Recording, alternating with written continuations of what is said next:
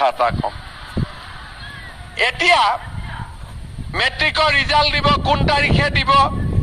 জয় হিন্দ সবৰমণি বিসকল এটা বহুতে ভাল খবৰ লৈ আহিছো আপোনালোকৰ মাজলৈ মেট্ৰিকৰ ৰিজাল্টৰ তাৰিখ ঘোষণা কৰিলে আমাৰ মাননীয় মুখ্যমন্ত্ৰী ডক্টৰ হিমন্ত বিশ্ব শৰ্মা ডাঙৰীয়াদেৱে মেট্ৰিকৰ তাৰিখ ঘোষণা কৰিলে কোনটো তাৰিখে মেট্ৰিকৰ ৰিজাল্ট ঘোষণা কৰা হ'ব ভিডিঅ'টো জৰিয়তে আপোনালোকে গম পাব ভিডিঅ'টো সম্পূৰ্ণৰূপে চাই থাকিব আৰু যদিহে আপোনালোকে আমাৰ চেনেললৈ প্ৰথমবাৰ কাৰণে আহিছে তেতিয়াহ'লে চেনেলটো ছাবস্ক্ৰাইব কৰি ল'ব আৰু এতিয়া আমাৰ মামাই মেট্ৰিকৰ ৰিজাল্টৰ বিষয়ে কি ক'লে আৰু কোনটো তাৰিখে মেট্ৰিকৰ ৰিজাল্ট দিব ভিডিঅ'টো আপোনালোকে চাওক সকলোবিলাকৰ ডিটেইলছ আপোনালোকে গম পাব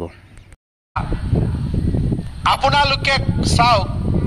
যিমান ছোৱালীয়ে মেট্ৰিক পাছ কৰিব সবটো কলেজত নাযাব ঘৰত টকা পইচাৰ অসুবিধা আছে এইবাৰ আমি বিনামূলীয়া নামভৰ্তিও কৰি দিম আৰু কলেজত যোৱা ছোৱালীজনীৰ বেংক একাউণ্টতো মামাই 10,000 টকা সোমাই দিব আৰু যিজনী ছোৱালী ডিগ্ৰীত নাম লগাব তাইক 12,500 টকা সোমাই দিব আৰু যোনে বিশ্ববিদ্যালয়ত পঢ়িব সেই ছোৱালীজনীক 25,000 টকা আমি বেংক একাউণ্টত দিম তাৰমানে কি হ'ব ছোৱালীৰ পঢ়াৰ দায়িত্ব মামাই ল'ব ল'ৰাৰ পঢ়াৰ দায়িত্ব দেউতাক মাকে ল'ব হ'ব নে ল'ৰাটোৰ ময়ে ল'ব লাগিব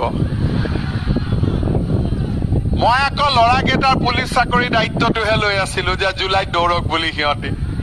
হয়নে নহয় কি বেটা কি কৈ আছ তহঁতক দিব লাগিব তহঁতক বুলেটে দিব লাগিব ছোৱালীক স্কুটি দি তোক বুলেট দিব লাগিব ৰহ তহঁতি আকৌ বুলেট দিলে পিছত ছোৱালীহে উঠাবি মা দেউতাকতো নুঠাও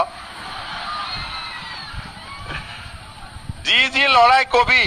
যে আমাৰ বুলেটৰ পিছত আমাৰ মা উঠিব ই বুলেট পাব কিন্তু কোনে উঠাব কথা এটা কম